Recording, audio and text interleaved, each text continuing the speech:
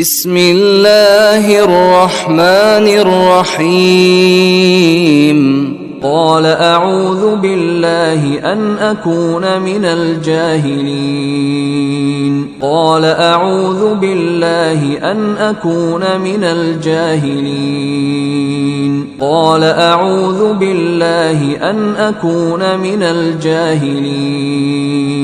قال أعوذ بالله أن أكون من الجاهلين